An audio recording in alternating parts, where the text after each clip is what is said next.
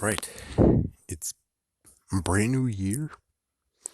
Not to mention, this is a Power Ranger video. So, yeah, it's still going to happen. It's just that I'm not sure about Beast Morphers.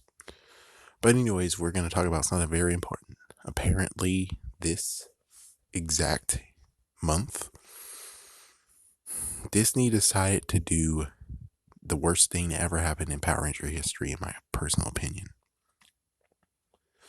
But before that, we should actually revisit what happened like beforehand, before I talk about how messed up it is and also the messed up involvement that Bandai America was a part of.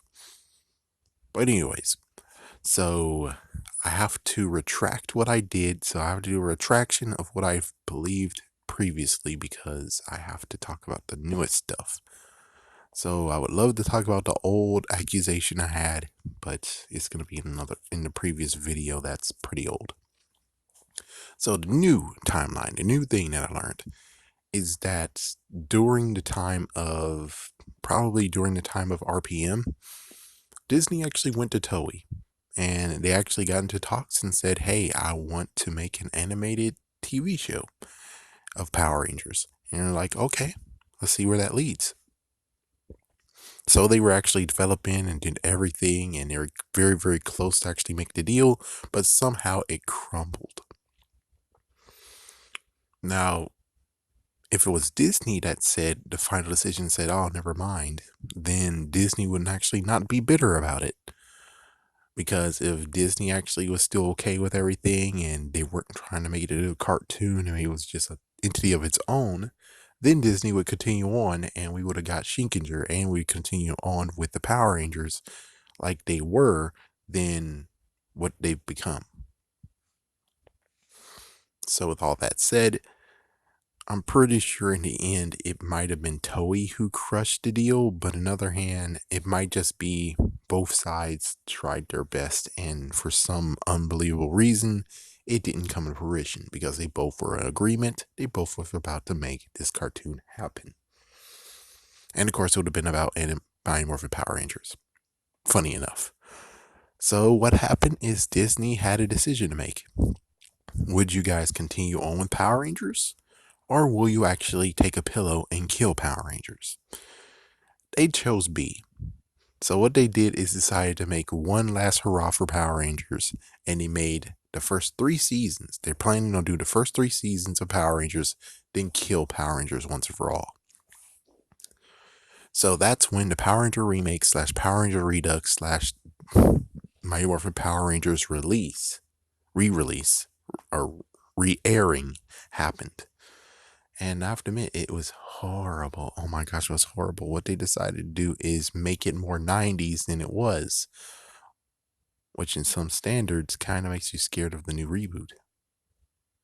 Because, oh my gosh, they're going to, besides that. So they did some messed up stuff of dance contests. They always, every single time in every single episode, they introduced the Zords and what the name is. They also did they name drop the names of the Rangers too? Somewhat. But now we get into Bandai America's involvement. Now, Bandai America, on the other hand, they could continue on though. It's like they could have really truly continued on and continue showing new Rangers and stuff like that, even though they don't have a show for it or the season was released. So what Bandai America did was in agreement saying, good idea, Disney. Retire this too. So what they did is decide to make cheap, horribly cheap version of the toys. Yes, they have dropped their standards in quality, and they didn't even reach back to quality until 2013. Well, technically until they got into Dino Charge, 2013. You could say they might have actually gotten better when it came to Super Mega Force, but on the other hand, again, that was like at least 2 years gappage of, well, look what you did. You made the toys very, very smaller, and Yeah, I mean, look at the quality of the toys. Seriously, I mean, look at Samurai Megazord. So in this case, what they did is they made three things. They had three categories.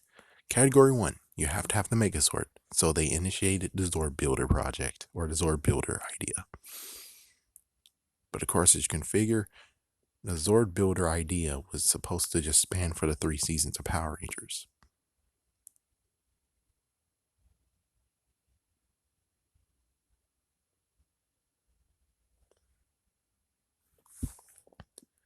Yeah, so basically, the Zord Builder idea would actually have been with the Mighty Morphin Megazord, Dragon Zord, Titanus.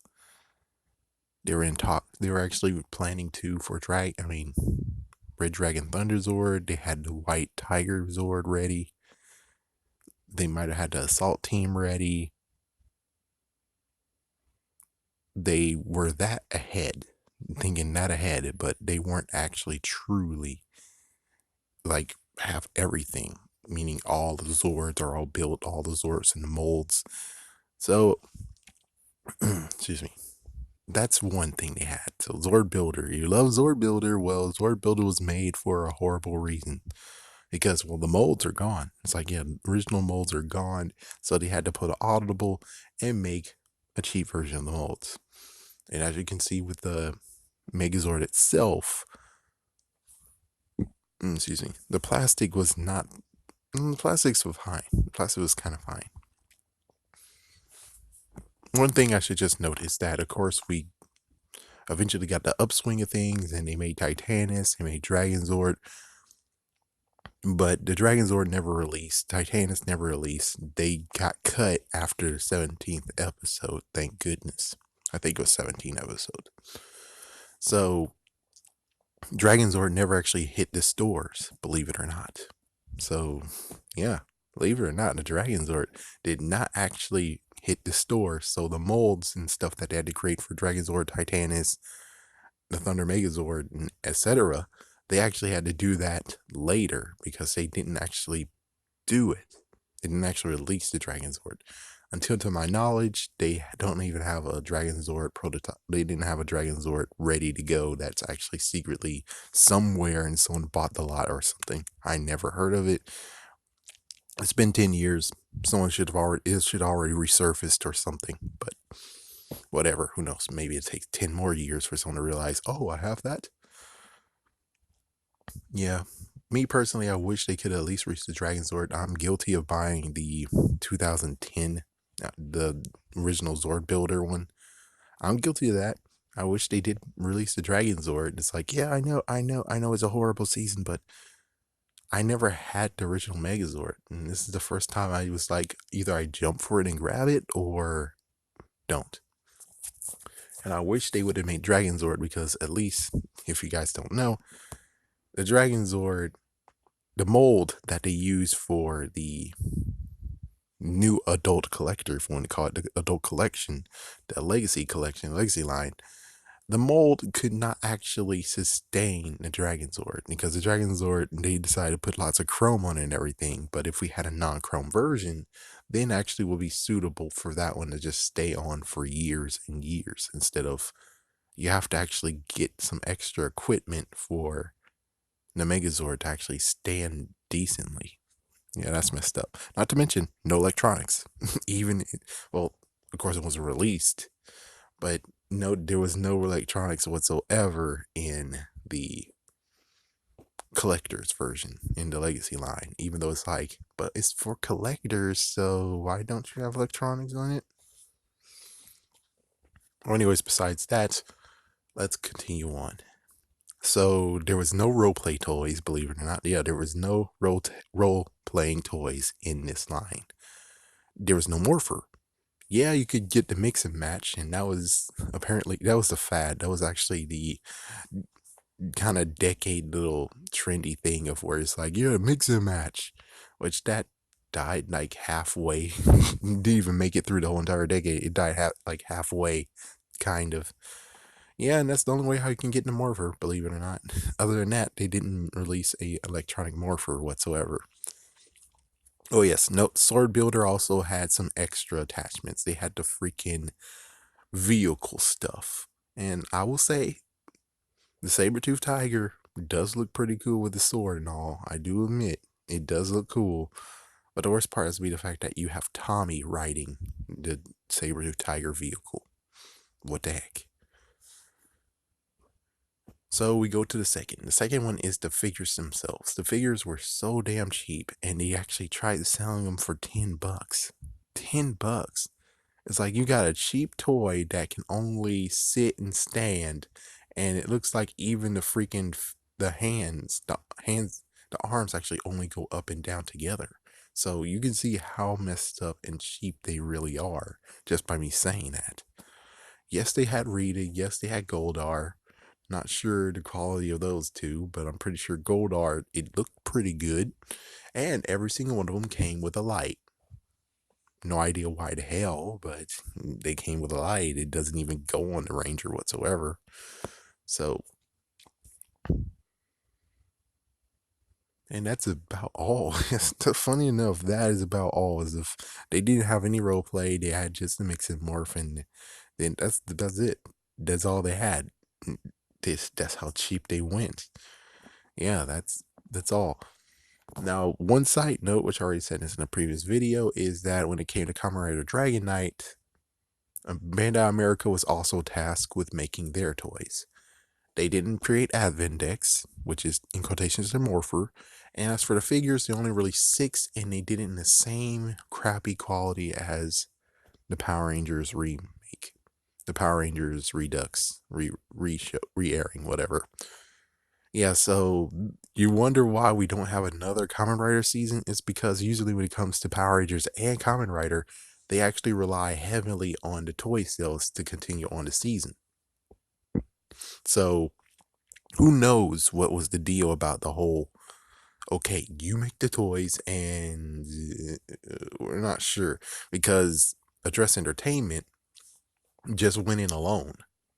Yeah, it's like Address Entertainment went in alone. They bought the rights to it and they created Kamen Rider Dragon Knight. You guys are awesome. And it's been 10 years.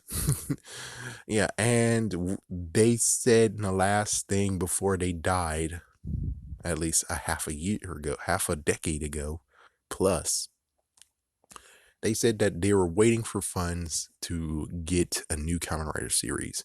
And sadly, the funds never showed up. They died just before of Kickstarter and the other one. Kickstarter and the other one. Yeah, so they were so close to being at Kickstarter where you could actually have fans being able to actually say, we'd like Kamen Rider Dragon Knight, bring more Kamen Rider seasons. And sadly, they died beforehand.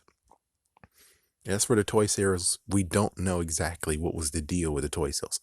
Sadly, it could be the point of where Bandai America's like, sure, you do it. Go ahead, enjoy yourself. It's like, yeah, and then they secretly like, let's make some toys. And you can see that they weren't really enthusiastic for the toys because they only just had one wave of the toys and that's it. And they were crappily made. I was about to buy one, but even my mom was like, why? It looks horrible. It looks very, very bad. It can even remind you of Mask Rider, which, but still, it's like the figures weren't even at the size of regular action figures. They were also in the size of the Ranger figures that they tried to pawn off, and these poor kids and the poor people who actually did buy those.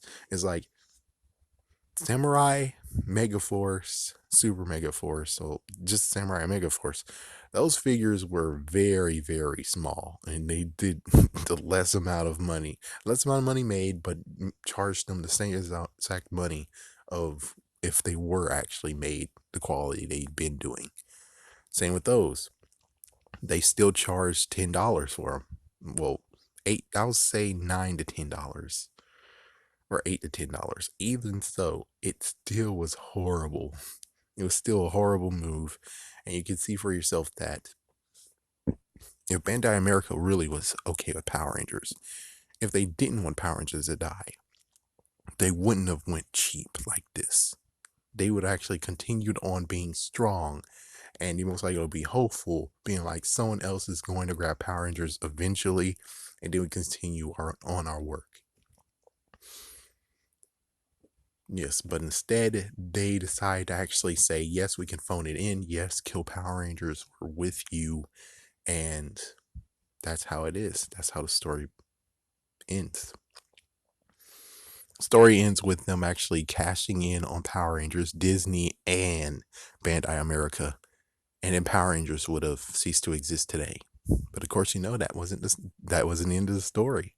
We already know the story of Saban saw what happened with Power Rangers. He picked it up and called it audible, and then he stopped the episodes. It stopped at 17, I think, maybe even 19. He grabbed it and he actually made a deal with Nickelodeon, and for, let's see, 2011 all the way to 2018, he tried to make a good attempt on the whole entire Power Ranger thing, but he was sadly aged. He aged just like an old father trying to go to his son, being like, I know I wasn't here in your life, son, but we're here now. Let's try to play catch. Let's try to do some hip stuff. And sadly, when it comes to Sabans, he just couldn't actually get what he did way back in the day. Samurai was a sorry excuse. Megaforce was a sorry excuse of trying to be like Mighty Morphin Power Rangers, and Super Megaforce, the one that they tried to actually say, screw freaking Go-Kaigers. I mean, Go-Sagers. I said, freaking screw Go-Sagers. We want Go-Kaigers. We're going to skip that season. It's kind of funny how later on they actually can skip seasons, but beforehand, the contract said no, they can't skip any seasons, which I wish it still was initiated like that. Even though they would have most likely butchered Go Busters, Tokuger, and etc. Except unless it was a good one. It's like if it was a good one, then they wouldn't bunch it up together. But on the other hand, Go Kaigers was a good one, but they butchered it anyways because they were trying to make something cool, which was horrible. Down Charge, they did their best. It was pretty good. And in Ninja Steel, they just allowed 2 freaking interns to run the whole entire show. Yes, just 2 freaking interns. And those interns today are still in Power Rangers. Will the interns actually get fired someday? I really hope so, because the interns are now writers. But still, what happened in Ninja Steel should not be accredited at all. It should not even be allowed. And sadly, their jokingness, even though decreased, is still in Power Rangers today. For all we know, it will still continue on even seasons and seasons before. Some say that Jaime Saban's actually had involvement for how it messed up when it comes to the humor and stuff. But me personally is like, the writers have a choice. You can do the humor, get paid, or show that you actually have integrity and leave the thing so someone else would actually do it. So you can actually say, the reason why I walked out Power Rangers is because I didn't want to turn Power Rangers into something horrid and stupid. And of course, last year, Hasbro actually bought Power Rangers, and they're doing pretty good now. We'll just see how it goes. But I will say Hasbro has done a lousy job when it comes to the Megazords. To this day, as I'm recording this, the Red Ranger Zord, Megazord, and the Go Ranger Megazord is still not in stores.